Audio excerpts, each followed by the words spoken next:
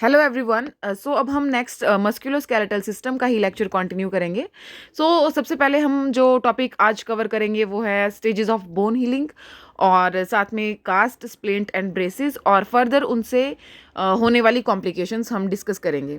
सबसे पहले जो हमने लास्ट लेक्चर करे थे उनको हम रिवाइज कर लेते हैं। लेक्चर को रिवाइज करने के बाद फिर हम फर्दर नेक्स्ट मूव ऑन करेंगे अपने नेक्स्ट टॉपिक पे जो कि हम आज करने वाले हैं। ठीक है, सबसे पहले रिवीजन देख लेते हैं मस्कुलोस्केलेटल सिस्टम का, जो कि हमने लास्ट लेक्चर में करा था। हमने लास्ट लेक्चर में सबसे पहले देखा था बोन्स की classification on the basis of shape. ठीक है, हमने देखी थी long bone, short bone, flat bone और इरेगुलर बोन। लॉन्ग बोन में हमने देखी थी कि ये रॉड शेप की होती है, शाफ्ट शेप जिसको कहते हैं, जिसको हम डायफाइसिस कहते थे, और राउंडेड एंड जो है उस वाले एरिया को हम एपिफाइसिस कहते थे। ये कहाँ देखी जाती थी? ह्यूमरस में, radius, ulna, femur, tibia and fibula. ठीक है, ये हमने देखा था। फिर हमने देखी थी शॉर्ट बोन जो कि आ जाती है क्यूबिकल शेप की। ठीक है, जिसमें आ जाएंगी कार्पल्स एंड मेटाकार्पल्स। उसके बाद हमने फ्लैट बोन देखी थी जो कि प्रोटेक्ट करती है हमारे अंडरलाइन स्ट्रक्चर्स को, और क्या प्रोवाइड कराती है, मतलब मसल्स के लिए एक काइंड ऑफ अटैचमेंट प्रोवाइड कराती है, जैसे कि स्टर्नम और स्कल्स थी। ठीक है, स्कल की बोन्स थी। उसके बाद हमने देखी थी इरेगुलर बोन जो कि वेरियस शेप की होती हैं, जैसे वर्टिबल कॉलम में आ जाती है, ईयर ऑसिकल्स में, फेशियल बोन्स और pelvic bone. These all are come under irregular bone. उसके बाद आ जाते हैं हमारे पास कुछ रिव्यू पॉइंट्स हमने देखे थे, जैसे कि ऑस्टियोब्लास्ट, ऑस्टियोसाइट्स और ऑस्टियोक्लास्ट। ठीक है, ऑस्टियोब्लास्ट कौन से? ऐसे स्टेम सेल जो कि ऑस्टियोसाइट्स को बनाते हैं। ठीक है, जो कि बोन बिल्डिंग में हेल्प करते हैं। फिर देखे थे हमने ऑस्टियोसाइट्स जो कि मैच्योर बोन सेल्स हैं, हाउसकीपिंग में हेल्प करते हैं, और ऑस्टियोक्लास्ट जो कि लार्ज सेल हैं जो ब्रेक डाउन में हेल्प करते हैं। ठीक है, ऐसे जो एक बनाने में काम करते हैं, एक मेंटेनेंस में और एक उसके ब्रेक डाउन में। फिर उसके बाद हमने देखी थी कंपोजिशन ऑफ बोन्स। ठीक है, बोन किससे मेड बनी होती है? कोलेजन से, और वो जो कोलेजन है वो क्या प्रोवाइड कराते हैं? वो स्ट्रेंथ प्रोवाइड कराते हैं, और कुछ इनऑर्गेनिक सॉल्ट्स इन्वॉल्व होते हैं उसकी फॉर्मेशन में। ठीक है, जैसे कैल्शियम है, फॉस्फेट है, ये क्या करते हैं उसको बोन को allow the bone to withstand compression. अगर कोई कॉम्प्रेशन है तो उसको उसके अगेंस्ट विद स्टैंड करने में हेल्प करते हैं। ठीक है, उसके बाद हमने देखी थी पेरियोस्टियम। पेरियोस्टियम क्या देखा था हमने? डेंस व्हाइट फाइब्रस शीथ थी जो कवर करती थी बोन के सरफेस एरिया को, जहाँ पे मसल्स और टेंडन अटैच करते हैं। उसके बाद हमने देखी थी मेडुलरी कैविटी जो कि सेंटर पार्ट में प्रेजेंट होती है, और जो किससे फील्ड होती है? येलो और फैटी मैरो से। उसके बाद एंडोस्टियम देखी थी, ऐसी लेयर सेल्स की जो कि क्या करती है? मेडुलरी कैविटी को लाइन करती है।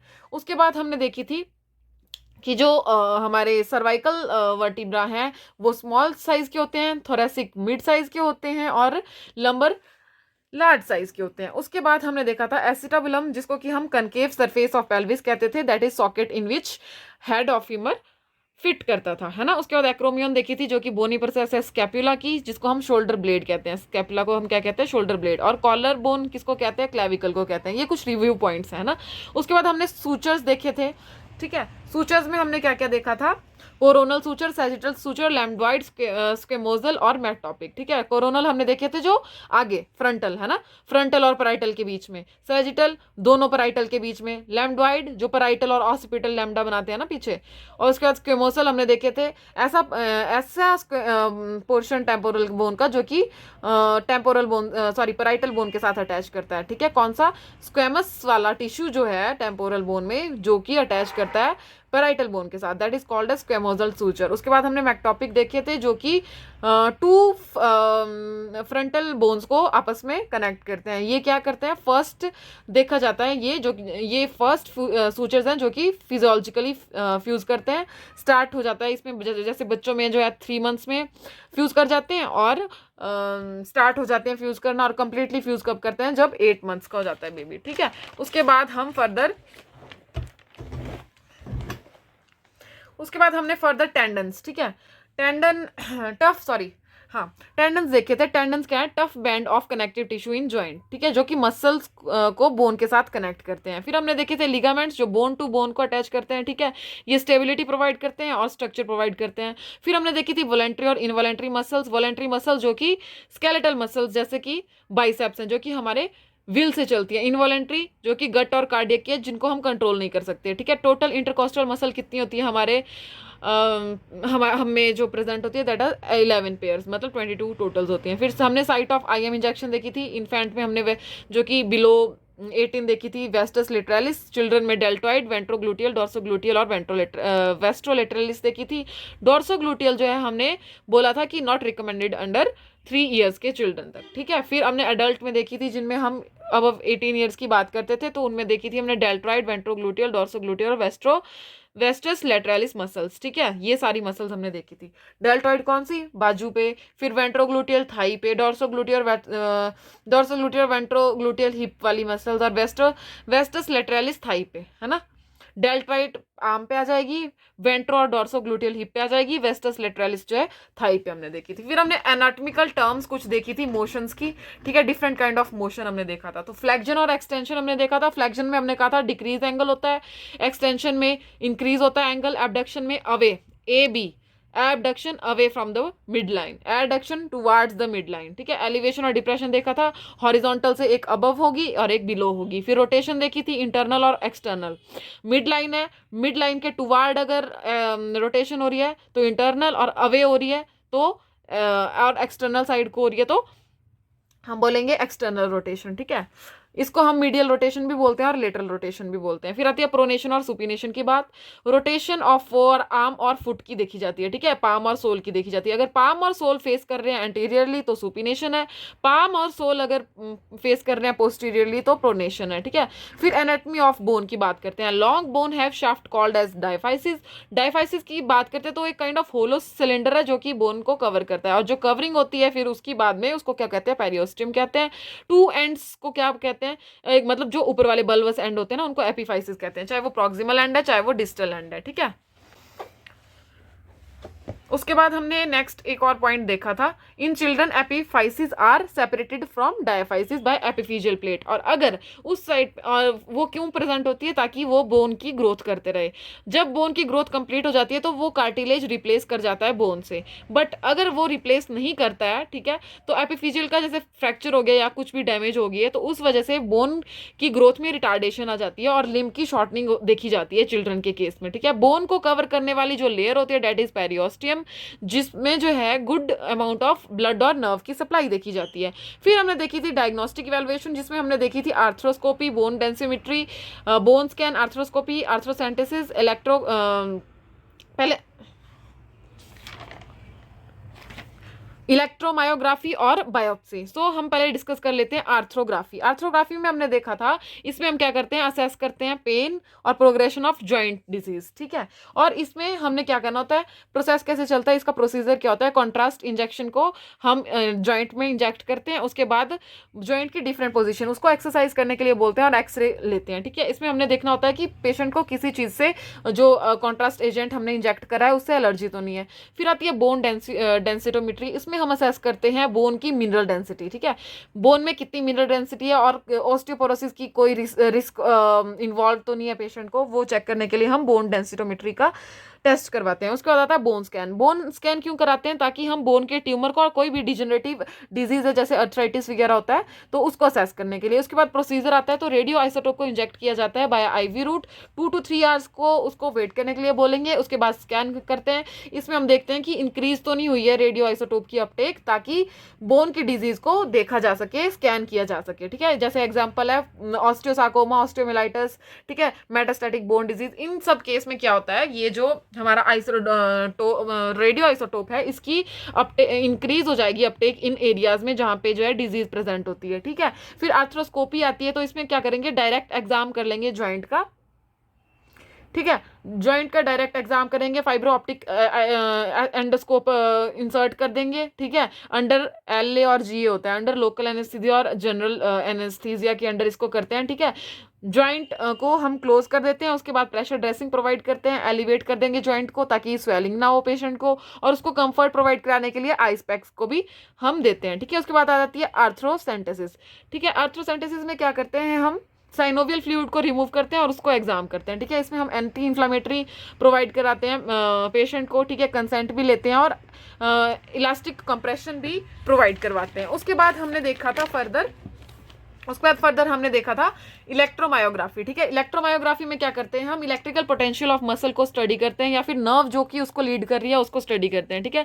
इसमें क्या करते हैं, इलेक्ट्रोड को हम इंसर्ट कर देंगे मसल में, उसका रिस्पॉन्स चेक करेंगे, फिर रिकॉर्ड करेंगे ऑसिलोस्कोप पे कि क्या वेरिएशंस आ रही है ना।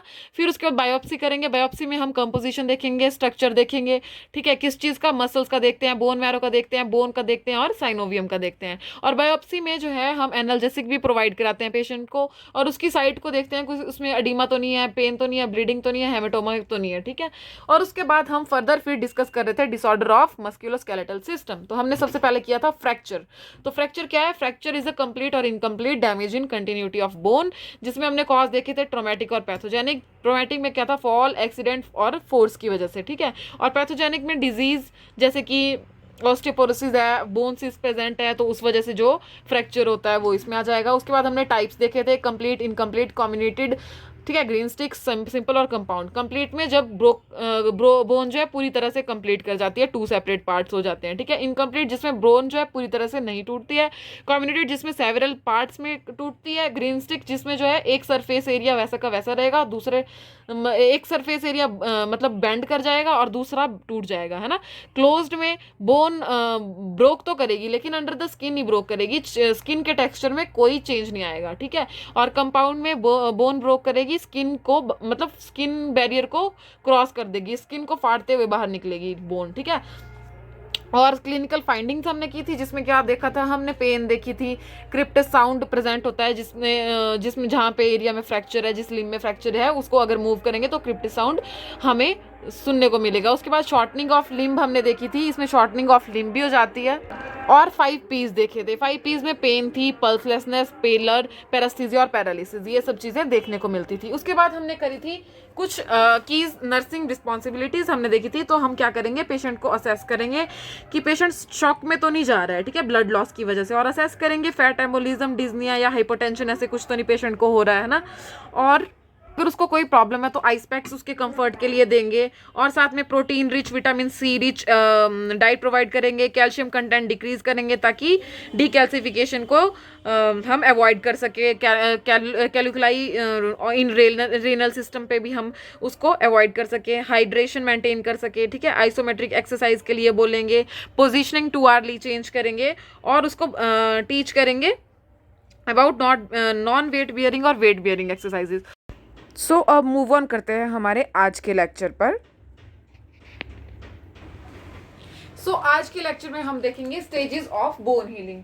सो बोन हीलिंग में सबसे पहले क्या होता है, बोन हीलिंग में हमने 3 फेजेस देखने हैं, ठीक है। फर्स्ट फेज है inflammatory phase, second is repairing phase and third one is bone remodelling.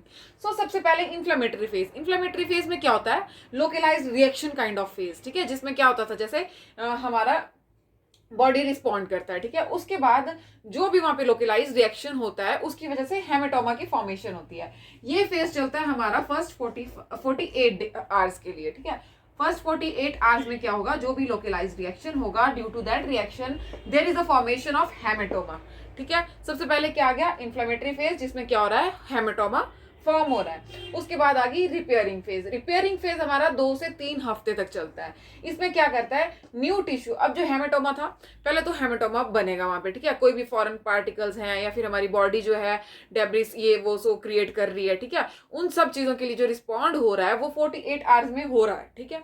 अब उस रिस्पॉन्ड के बाद अब वहां पे जो लोकलाइज रिएक्शन है उसको क्लीन अप करने के लिए वहां पे क्या होगा, फिर न्यू टिश्यू, अब उसको रिप्लेस करेंगे हमारे न्यू टिश्यू। जब न्यू टिश्यू वहां पे आ जाएंगे, कोई भी बोन है, देखो जैसे मतलब ना ऐसे मतलब सीक्वेंस में समझेंगे, कोई भी बोन है, अगर मान लो बोन कोई फ्रैक्चर हो गया या फिर बोन में कोई प्रॉब्लम है जिस वजह से वो बोन की कंटिन्यूटी में कोई भी डिस्ट्रक्शन हो रखी है, तो वहां पे सबसे पहले हेमेटोमा फॉर्म होगा, ठीक है। अगर वो ओपन है, क्लोज है, जैसा भी है, पहले हेमेटोमा बनेगा ताकि ब्लीडिंग ये वो सो रुक सके, या फिर कोई भी बोन का जो डिस्ट्रक्शन है वो रुक सके।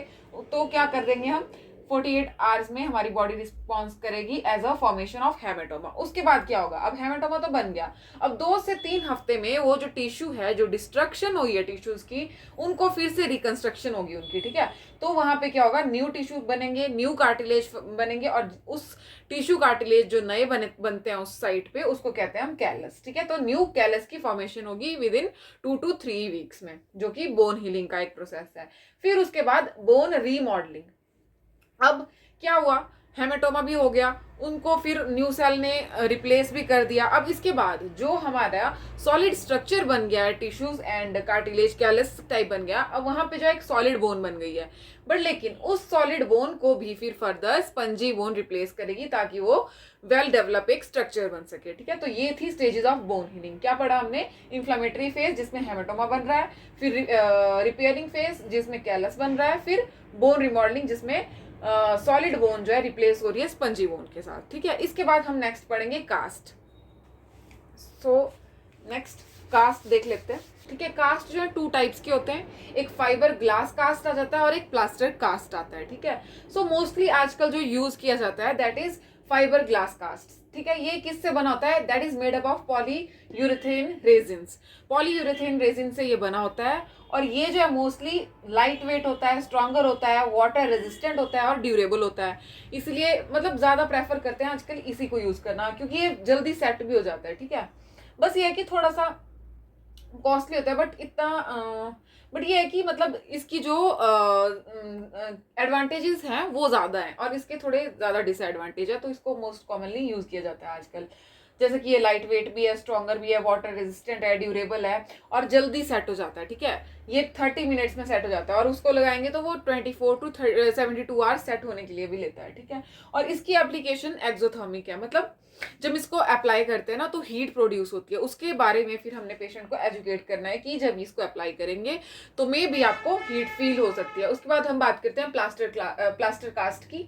तो प्लास्टर कास्ट जो है वो प्लास्टर ऑफ पेरिस का बना होता है। ये लेस कॉस्टली होता है। ठीक है, हैवी होता है और वाटर रेजिस्टेंट बिल्कुल नहीं होता है। ठीक है, और ये जो है 24 से लेके 72 आवर्स लेता है सेट होने में। और इसको क्या करना होता है, इसमें ना एक ध्यान रखना होता है कि इसको हमने एयर में एक्सपोज करना होता है, ताकि ये एयर में एक्सपोज करना होता है किसी फर्म सरफेस पे, ताकि ये सेट हो सके अच्छे से, क्योंकि बहुत ज़्यादा टाइम लेता है ना 24 टू 72 आवर्स। और इसका एप्लीकेशन भी एक्सोथर्मिक रिएक्शन ही है। ठीक है, सो ये याद कर लो, एक बार ऐसे ही रिवाइज कर लेते हैं कि ये किससे बना होता है? ये पॉली यूरेथेन रेजिन से बना होता है, ये प्लास्टर ऑफ पेरिस से। ठीक है, ये लाइट वेट है, ये हैवी है, ये लेस कॉस्टली है, ये स्ट्रॉन्गर होता है और ये वाटर रेजिस्टेंस नहीं है, ये वाटर रेजिस्टेंट है और ड्यूरेबल भी है। ये 30 मिनट्स में सेट हो जाता है, वो 24 टू 72 आवर्स लेता है। ठीक है, और ये दोनों एक्सोथर्मिक रिएक्शन देते हैं जब ये अप्लाई करते हैं। ठीक है, उसके बाद अब हम पढ़ लेते हैं, ये हो गए हमारे पास कास्ट के टाइप्स। ठीक है, अब हम अलग अलग तरह के कास्ट देख लेते हैं, कौन कौन से टाइप्स के कास्ट होते हैं। सो इससे नेक्स्ट है टाइप ऑफ कास्ट, कि कौन से वाले कास्ट जो है अप्लाई किए जाते हैं। सबसे पहले short arm cast. Short arm cast जो है हमारा एल्बो से लेके पामल क्रीज को कवर करते हुए, मतलब अराउंड द थंब लगेगा। ठीक है, इतना लगेगा ये वाला शॉर्ट आर्म कास्ट। उसके बाद आएगा हमारा नेक्स्ट थंब स्पाइक और गॉनलेट कास्ट। इसमें क्या होता है कि थंब को भी कवर किया जाता है। ठीक है, एल्बो से एक्सटेंड होते हुए कास्ट कहाँ पे लगेगा?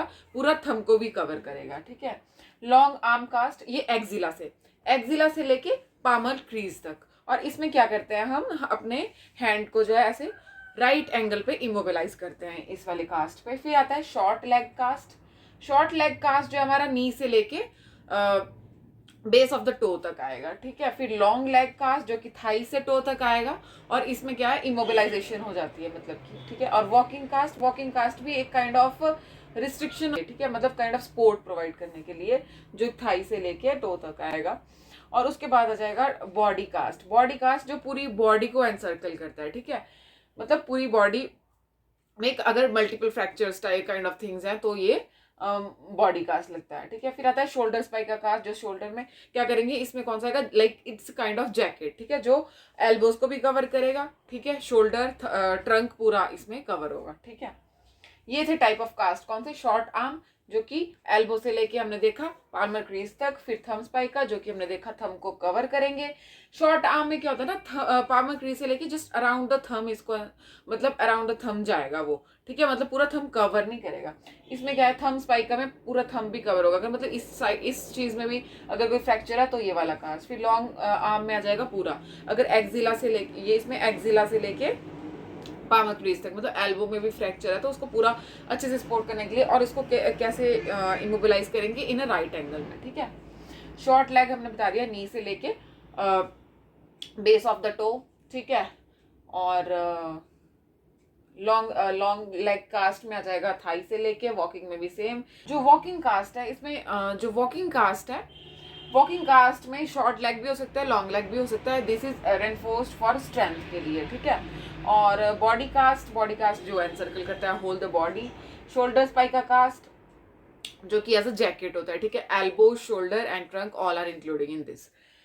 और ये थे हमारे टाइप ऑफ कास्ट। तो यहाँ पे एक हिप स्पाइका कास्ट छूट गया था। हिप स्पाइका कास्ट में क्या होता है, ये पूरी हमारी बॉडी को एनसर्कल करते हैं विद लेग, ठीक है।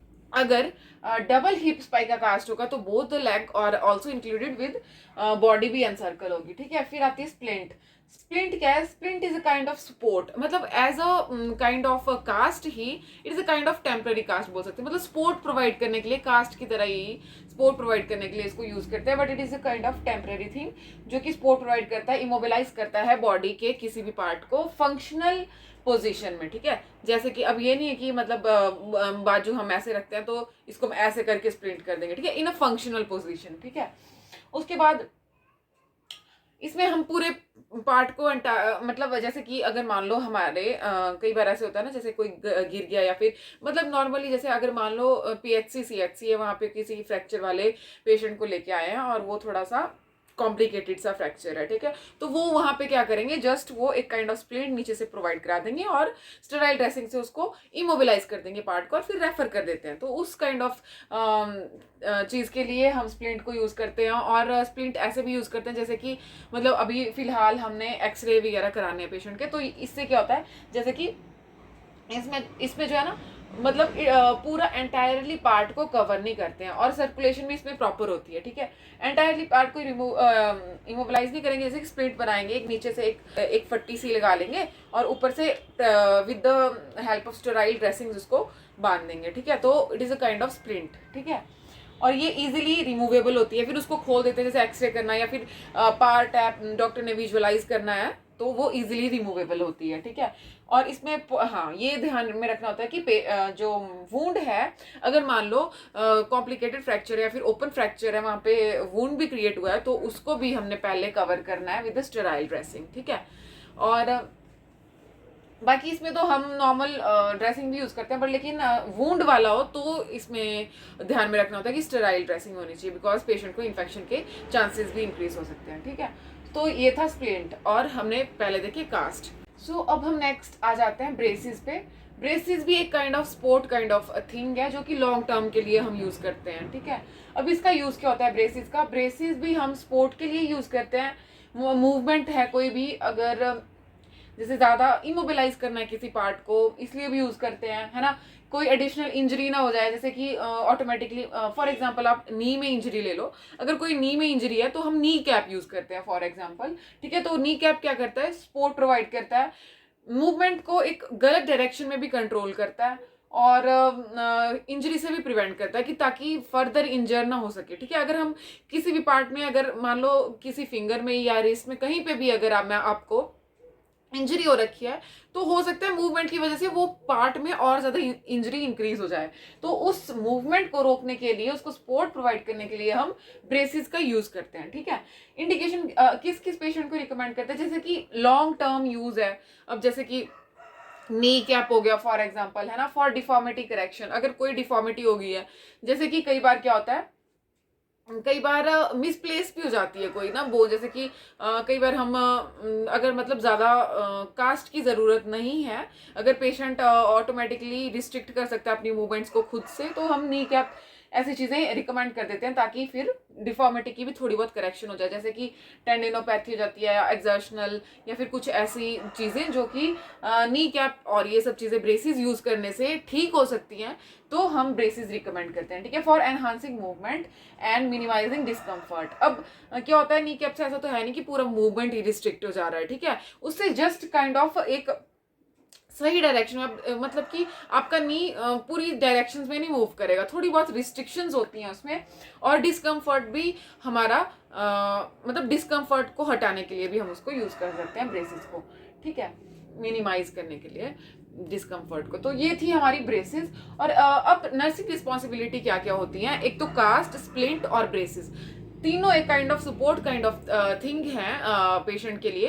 तो इन सब चीज़ों में नर्सिंग रिस्पॉन्सिबिलिटी कुछ आती है जिनका हमें ध्यान रखना होता है, ठीक है। तो सबसे पहले तो हम न्यूरोवेस्कुलर स्टेटस चेक करेंगे, ठीक है, before and after the procedure, की जो जिस एरिया में हम ब्रेसेस का यूज कर रहे हैं उसमें प्रॉपर सप्लाई है या नहीं है, ठीक है। न्यूरोवेस्कुलर स्टेटस हमने चेक करना है पहले, प्रोसीजर के पहले 2 टाइम करेंगे, ठीक है, प्रोसीजर से पहले और प्रोसीजर के बाद। उसके बाद आ जाती है कि हमने 24 to 48 आवर्स हार्ट लेवल से ऊपर ही पेशेंट के एक्सट्रीमिटीज होगी या फिर कोई भी पार्ट है उसको हार्ट के लेवल तक रखेंगे ताकि एडीमा को रिड्यूस कर सकें, ठीक है, for the reduction of oedema, ये ध्यान रखना है। और उसके बाद हमने 5 P's का ध्यान रखना है। 5 P's कौन से आते हैं?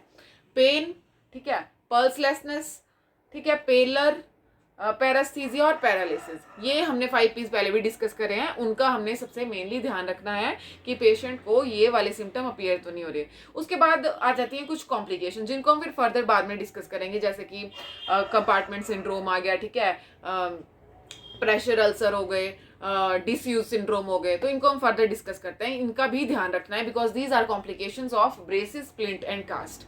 तो इन सब चीज़ों को ध्यान में रखते हुए हमने पेशेंट को एजुकेट भी करना है और खुद भी असेसमेंट करनी है, ठीक है। सो अब नेक्स्ट देख लेते हैं हम। सो फर्स्टली अब हम बात करते हैं कंपार्टमेंट सिंड्रोम की। कंपार्टमेंट सिंड्रोम एक काइंड ऑफ प्रॉब्लम है जो अपीयर होती है किसी भी पेशेंट को जब हम as a kind of splint या फिर ब्रेसिस कह लो या कास्ट कह लो, उन चीज़ों को यूज़ करते हैं। तो उनकी वजह से क्या होता है, प्रेशर इंक्रीज हो जाता है पर्टिकुलर एरिया पे जहाँ पे हम कास्ट, स्प्लिंट और ब्रेस का यूज़ कर रहे हैं, और उस वजह से क्या होता है वहाँ पे जो ब्लड सर्कुलेशन है वो कॉम्प्रोमाइज हो जाती है और टिश्यू परफ्यूजन हो जाती है, ठीक है। मीन्स ऑक्सीजन, न्यूट्रिशन, ऑल मतलब अब ब्लड सप्लाई नहीं हो रही है तो ऑटोमेटिकली ऑक्सीजन भी वहाँ पे अच्छी तरह से नहीं पहुँचेगी और न्यूट्रिशन वैल्यू भी वहाँ पे डिक्रीज हो जाएगी, और जिस वजह से क्या होगा, इस्कीमिया और इरिवर्सिबल न्यूरोमस्कुलर डैमेज हो सकती है पेशेंट को, ठीक है। वो फिर वापस से ठीक नहीं होगी अगर न्यूरोमस्कुलर डैमेज वहाँ पे हो रहा है, ठीक है। तो हमने क्या देखा, compartment syndrome is the kind of syndrome in which due to increase in particular area, increase in pressure, ठीक है, जहाँ पे स्प्लिंट, ब्रेस और क्या कास्ट का यूज करा हुआ है उस पर्टिकुलर एरिया में क्या हो रहा है, प्रेशर इंक्रीज होने की वजह से कॉम्प्रोमाइज सर्कुलेशन है और डिक्रीज टिश्यू परफ्यूजन है, जिस वजह से that leads to ischaemia and irreversible neuromuscular damage, ठीक है। तो ये है हमारा कंपार्टमेंट सिंड्रोम। इट इज ये कंपार्टमेंट सिंड्रोम एक डिजीज नहीं है, मतलब ऐसा कुछ है नहीं। It is a kind of complication which appears after applying cast, brace और स्प्लिंट, ठीक है। और क्लिनिकल फीचर क्या है, कैसे हमें पता चलेगा कि पेशेंट को कंपार्टमेंट सिंड्रोम हुआ है? तो एक तो पेशेंट का क्या सिम्टम होगा, डस्की पेल एक्सट्रीमिटी, उसकी जो एक्सट्रीमिटी है जिस जहाँ पे स्प्लिंट कास्ट है वो वाली साइड की एक्सट्रीमिटी पेल हो जाएगी, ठीक है। कूल स्किन होगी वहां पे because of lack of blood supply, वहां पे क्या हो जाएगा, कूलिंग आ जाएगी उसकी स्किन में, ठीक है। Increase capillary refill time. अब क्या होता है ना, जैसे हम किसी पार्ट को दबाते हैं ना तो फिर एकदम से वो रेड हो जाता है ना। अगर वो मतलब रेड होने में टाइम ले रहा है, मतलब वो स्किन ज्यादा पेल हो रही है, येलो ही दिख रही है, या फिर मतलब स्किन को जब दबाया तो या तो येलो दिख रही है, व्हाइटिश सी शेड दिख रही है आपको, मतलब वो एकदम से फील नहीं कर रहा है, एकदम से ब्लड वहां नहीं आ रहा, जिस वजह से वो है, उसको बोलते हैं कैपिलरी रिफिल टाइम, ठीक है। मतलब क्या, आप किसी चीज को दबा रहे हो और वहां पे जो एरिया है वो काफी टाइम तक येलो या व्हाइटिश रह रहा है, ठीक है। सो वो इंक्रीज हो जाएगा, कैपिलरी रिफिल टाइम इंक्रीज होगा कंपार्टमेंट सिंड्रोम में। पैरास्थीजिया हो जाएगा, झुंझुनाहट और पेन रहेगी काफी लंबे टाइम तक, ठीक है। टिंगलिंग सेंसेशंस, ये सब चीजें जो है कंपार्टमेंट सिंड्रोम में पेशेंट को देखी जाती है, ठीक है, जिन्होंने ये सब चीजें यूज करी होती हैं। फिर नेक्स्ट आ जाती है, नेक्स्ट कॉम्प्लिकेशन हम देखेंगे प्रेशर अल्सर और डिसयूज सिंड्रोम। तो सबसे पहले प्रेशर अल्सर डिस्कस कर लेते हैं। प्रेशर अल्सर में क्या होता है, इनएप्रोप्रिएट कास्ट होता है, ठीक है। मतलब जहां पे कास्ट अप्लाई करा है वो इनएप्रोप्रिएट है, वो अच्छे से लगा नहीं है, उस वजह से किसी टिश्यू पे बहुत ज्यादा प्रेशर पड़ रहा है, जिस वजह से क्या होता है, अब देखो इनएप्रोप्रिएट अगर कास्ट होगा तो उसकी वजह से प्रेशर पड़ेगा, अगर प्रेशर पड़ेगा तो टिश्यू हाइपोक्सी हो जाएगा, ठीक है। टिश्यूज को क्या हो जाएगी, घुटन हो जाएंगी, बेचारे घुट के मर जाएंगे, ठीक है। तो ये है प्रेशर अल्सर। और अगर पर्टिकुलर एरिया पे हो रहा है ना तो ऑटोमेटिकली वहां पे हाइपोक्सिया हो जाएगा। अगर हाइपोक्सिया हो जाएगा, वहां पे प्रॉपर सप्लाई नहीं होगी, तो फिर अल्सर फॉर्मेशन हो जाएगी। फिर अगर कॉम्प्लिकेटेड केस है या फिर पेशेंट को कई बार प्रेशर नेक्रोसिस भी हो जाती है, जिस केस में पेशेंट क्या कंप्लेंट करेगा कि मेरे को ना एक पर्टिकुलर एरिया में हॉट स्पॉट, बड़ी आग सी लग रही है, जैसे ना एक स्पॉट पे, पर्टिकुलर स्पॉट पे, ऐसे पेशेंट बोलेगा। और टाइटनेस अंडरकास्ट, बहुत ज्यादा टाइटनेस लग रही है, ठीक है, उसको एक काइंड ऑफ बड़ा प्रेशर फील होगा, बहुत हॉटनेस सी फील होगी एक पर्टिकुलर एरिया में जहाँ पे कास्ट अप्लाई किया होगा, ठीक है। और हाँ, इन केस में जैसे कि हमारा कंपार्टमेंट सिंड्रोम है, ये वाला प्रेशर अल्सर है, इनमें क्या करते हैं हम, एक काइंड ऑफ विंडो क्रिएट कर देते हैं। जिस एरिया में अगर प्रेशर इंक्रीज कर रहा है तो वहां पे विंडो क्रिएट कर देते हैं ताकि प्रेशर को रिड्यूस किया जाए। और कंपार्टमेंट सिंड्रोम में फेसियोटॉमी कर लेते हैं, या फिर या तो फिर हम ये ब्रेस को, स्प्लिंट को, कास्ट को या तो लूजन करेंगे या फिर उसको निकाल ही देंगे, रिमूव ही कर देंगे, ठीक है, या फिर फेसियोटॉमी। ये सारी जो है हम ट्रीटमेंट काइंड ऑफ ले लो तुम, या फिर प्रिवेंशन यूज करते हैं, ठीक है। उसके बाद आता है हमारे पास डिसयूज सिंड्रोम। डिसयूज सिंड्रोम क्या है, इन सब चीजों को प्रिवेंट करने के लिए क्या करते हैं, अब जैसे डिसयूज सिंड्रोम भी नाम से ही क्लियर है वैसे तो कि क्या हो रहा है। डिसयूज सिंड्रोम में हम जो है, जो पार्ट है इमोबिलाइज हो रखा है, जैसे स्प्लिंट लगी है, किसी में कास्ट लगा है, काफी लॉन्ग टाइम से कास्ट लगती है ना, तो आपने देखा होगा डॉक्टर कई बार बोलते हैं कि आप ना अपने हैंड्स को, जैसे ये वाला क्या कहते हैं, लॉन्ग आर्म कास्ट अगर लगा हुआ है तो पेशेंट को बोलते हैं कि अपने हैंड्स को मूव करते रहना, है ना, और अपनी जैसे कि मसल्स को जोर लगाना, जैसे मतलब इसमें बोन मूव नहीं करनी होती, just kind of muscles, all the muscle you should contract और रिलैक्स करना उनको, ठीक है। ये है आइसोमेट्रिक एक्सरसाइज इसके प्रिवेंशन के लिए, ठीक है, डिसयूज सिंड्रोम के लिए। सो इससे क्या होता है ना, हमारी मसल्स काम में आती रहती है। अगर आप उसको यूज ही नहीं करेंगे, अब क्या होता है, कोई भी चीजें आप यूज ही नहीं करते तो जंग लग जाती है, वैसे ही बॉडी से भी अगर यूज ही नहीं करेंगे तो जंग लग जाएगी। तो इमोबिलाइज किया हुआ है हमने ऑलरेडी पार्ट को, अब इमोबिलाइज किया तो मसल एट्रोफी होने के चांसेस होते हैं। मतलब मसल एट्रोफी मीन्स थिन हो जाती है, वो मसल जो है बहुत पतली हो जाएगी, वो काम की नहीं रहेगी मसल, ठीक है। तो मसल एट्रोफी के चांस होते हैं।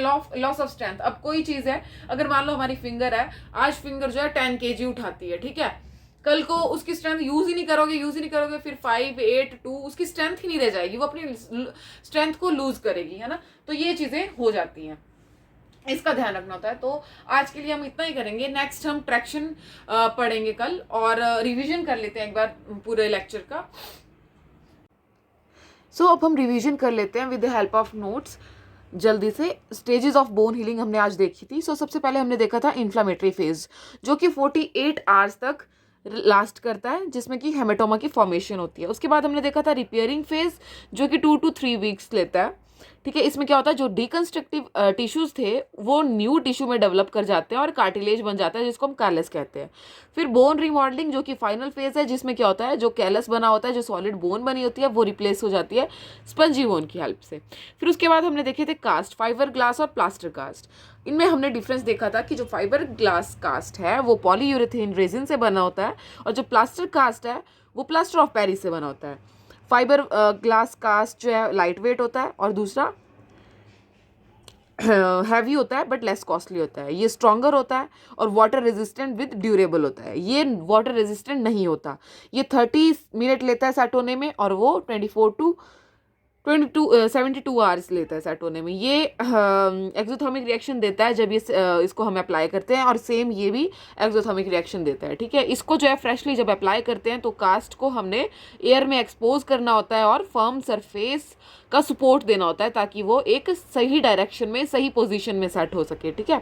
और इसमें ध्यान रखना होता है कि part should be elevated, because swelling हो सकती है, तो स्वेलिंग को रिड्यूस करने के लिए we should elevate the part. उसके बाद हमने देखी थे टाइप ऑफ कास्ट, ठीक है। टाइप ऑफ कास्ट में हमने देखा था शॉर्ट आर्म कास्ट, ठीक है, जो कि बिलो एल्बो से लेके पामर क्रीज तक जाती है, और उसमें क्या करते हैं हम, एक काइंड ऑफ सिक्योर करते हैं उस कास्ट को अराउंड द थंब, ठीक है। फिर थंब स्पाइका और गॉनलेट कास्ट देखा था, जो बिलो एल्बो जाती है और थंब को पूरा कवर करती है। उसके बाद हमने देखा था लॉन्ग आर्म कास्ट, जो कि एक्सटेंड होती है फ्रॉम एक्जिला से पूरे पामर क्रेज तक आएगी। एल्बो को जो है हम इमोबिलाइज कर देंगे एट राइट एंगल ट्राइंगल। उसके बाद हमने देखा था शॉर्ट लेग कास्ट, जो एक्सटेंड होती है नी से to the base of toe. उसके बाद हमने लॉन्ग लेग देखा था जो कि थाई की जंक्शन से आती थी बेस ऑफ टो तक। उसके बाद हमने वॉकिंग कास्ट जो कि शॉर्ट भी हो सकती है और लॉन्ग लेग भी हो सकती है, ठीक है। कास्ट को हमने इस तरह से रेनफोर्स करते हैं ताकि मतलब वो स्ट्रेंथ के लिए, it is a kind of cast that is reinforced for strength, ठीक है। उसके बाद बॉडी कास्ट जो कि एनसर्कल अराउंड द बॉडी होती है, ठीक है। उसके बाद शोल्डर स्पाइका कास्ट, ये काइंड ऑफ अ जैकेट होता है जो कि शोल्डर, ट्रंक और एल्बो को कवर करता है। उसके बाद नेक्स्ट था लास्ट हिप स्पाइका कास्ट जो कि एनसर्कल करता है होल बॉडी एंड लेग्स, ठीक है, पूरा। और अगर डबल हिप स्पाइका कास्ट है तो फिर बोथ लेग्स को कवर करना है और बॉडी तो कवर होगी ही, ठीक है। फिर आता है स्प्लिंट। स्प्लिंट हमने नेक्स्ट टॉपिक देखा था। स्प्लिंट क्या है? Splint is a kind of support, ठीक है। ये एक स्पोर्ट काइंड ऑफ स्टफ है जो कि यूज किया जाता है स्पोर्ट के लिए, इमोबिलाइज करने के लिए किसी भी बॉडी पार्ट को इन अ फंक्शनल पोजीशन, ठीक है। और इसमें क्या करते थे हमने इसमें पूरे पार्ट को कवर नहीं करना होता है, सिर्फ मतलब ताकि अगर पूरे पार्ट को कवर कर देंगे ना तो सर्कुलेशन कॉम्प्रोमाइज हो जाएगी। सो इसमें एंटायर पार्ट कवर नहीं होता, सर्कुलेशन कॉम्प्रोमाइज नहीं होती, ये इजीली रिमूव हो जाता है ताकि जो है पार्ट को हम इजीली विजुअलाइज कर सकें। हमने ये भी देखा था। और ये भी देखा था कि इसमें क्या होता है कि पहले अगर स्प्लिंट को अप्लाई करने से पहले हम ये ज़रूर चेक करते हैं कि पेशेंट को कोई वुंड तो नहीं है, कोई ओपन फ्रैक्चर है, या फिर in case of compound fractures अगर पेशेंट को वुंड है तो उस पर पहले स्टेराइल ड्रेसिंग अप्लाई करेंगे, उसके बाद स्प्लिंटिंग करेंगे, ठीक है। सो ब्रेसिस उसके बाद हमने देखी थी। ब्रेसिस का यूज़ क्या था? ब्रेसिस का यूज़ भी सेम यही है, सपोर्ट प्रोवाइड करते हैं, कंट्रोल मूवमेंट करती है और प्रिवेंट करती है किसी एडिशनल इंजरी से। हम इन ब्रेसिस किस किस को इंडिकेट करते हैं? ये हम इंडिकेट करते हैं अगर लॉन्ग टर्म का यूज़ करना है, ठीक है, डिफॉर्मिटी को करेक्ट करना है, या फिर मूवमेंट को रिड्यूस करना है और डिस्कम्फर्ट को बढ़ाना है, उसलिए भी हम यूज़ करते हैं। फिर हमने देखी थी nursing responsibility of a patient with splint cast और ब्रेस। सो हमने क्या देखा था कि सबसे पहले तो हम न्यूरोवेस्क्यूलर स्टेटस चेक करेंगे पेशेंट का, प्रोसीजर के पहले भी प्रोसीजर के बाद भी। जैसे कास्ट अप्लाई कर रहे हैं, स्प्लिंट अप्लाई कर रहे हैं, ब्रेस अप्लाई कर रहे हैं, उससे पहले हम न्यूरोवेस्क्यूलर स्टेटस चेक करेंगे। सो उसके बाद हम 5 P's देखेंगे। 5 P's हमने कौन कौन से देखे थे?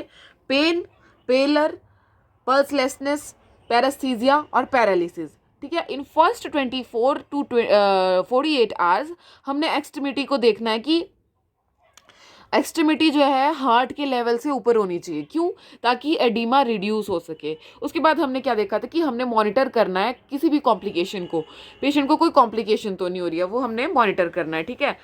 जैसे कि कंपार्टमेंट सिंड्रोम, ये सारी कॉम्प्लिकेशंस हैं। कंपार्टमेंट सिंड्रोम हो गया, प्रेशर अल्सर हो गया और disuse syndrome, these are the complication of these cast, splint और ब्रेसिस। सो सबसे पहले हम देखेंगे कंपार्टमेंट सिंड्रोम। कंपार्टमेंट सिंड्रोम क्या है? Compartment syndrome is a increase in pressure in particular area जहाँ पे कास्ट, स्प्लिंट और ब्रेस को लगाया गया है, उस एरिया पे प्रेशर का इंक्रीज होना पर्टिकुलर एरिया पे, और उस वजह से क्या होना? सर्कुलेशन का कॉम्प्रोमाइज़ होना, ठीक है। सर्कुलेशन कॉम्प्रोमाइज़ होती है तो टिश्यू परफ्यूजन हो सकती है और उस वजह से इस्कीमिया और इरिवर्सिबल मस्कुलर न्यूरोमस्कुलर डैमेज हो सकता है पेशेंट को, ठीक है। तो that is a compartment syndrome. क्या है compartment syndrome? It is increase in pressure in a particular area with compromised circulation and decreased tissue perfusion which leads to ischemia and irreversible neuromuscular damage। उसके बाद हम इसकी clinical manifestations देख लेते हैं। Clinical manifestations क्या है इसकी? एक तो डस्की पेल हो जाएगी पेशेंट की एक्सट्रीमिटी, ठीक है, कूल होगी skin, increase capillary refill time होगा, पैरास्थीजिया हो जाएगा, अनरिलीव्ड पेन देखी थी हमने। और अगर कास्ट, स्प्लिंट और ब्रेस टाइट है तो उसको लूज करेंगे हम, ठीक है। मतलब कैसे ठीक करेंगे इसको, करेक्शन कैसे करेंगे? तो लूज कर देंगे या रिमूव ही कर देंगे।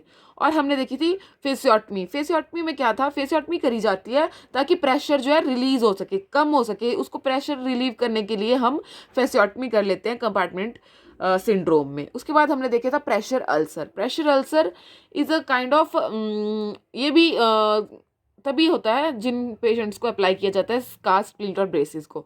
इसमें क्या होता है? अगर इनएप्रोप्रिएट है आपका कास्ट तो उस वजह से टिश्यूज़ पे प्रेशर इंक्रीज हो जाता है। जब टिश्यूज़ पे प्रेशर इंक्रीज होगा तो टिश्यू को हाइपोक्सिया हो जाएगा, ये हमने देखा था, ठीक है। और प्रेशर नेक्रोसिस हो सकती है जब पेशेंट अगर रिपोर्ट करता है कि मेरे को ना एक पर्टिकुलर जगह पे हॉट फील हो रहा है, hot spot kind of stuff, अगर आपको वो आप असेस करते हो तो that is because of tissue necrosis, ठीक है। और वहाँ पे टाइटनेस होगी अंडर द कास्ट, बहुत ज़्यादा टाइटनेस की वजह से वो हॉट स्पॉट फील करेंगे।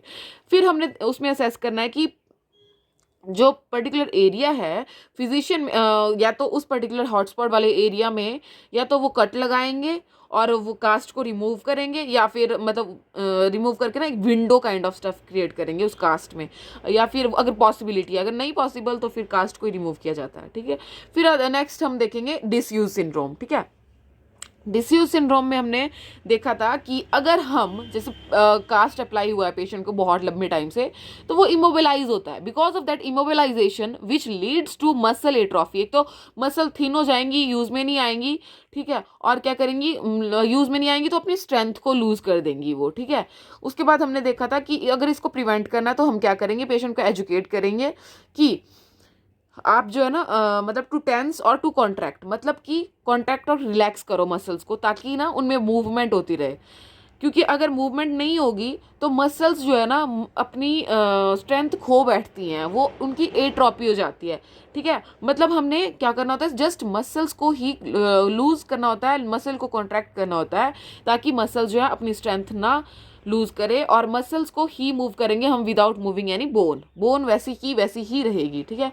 मतलब इन काइंड ऑफ एक्सरसाइज को जिसमें हम बोन मूव नहीं करते, सिर्फ मसल मूव करते हैं, इनको कहते हैं आइसोमेट्रिक एक्सरसाइजेस। और उसके बाद हमने देखा था पेशेंट विद एक्सटर्नल फिक्सेटर, और ये भी एक काइंड ऑफ कॉम्प्लिकेशन ही है।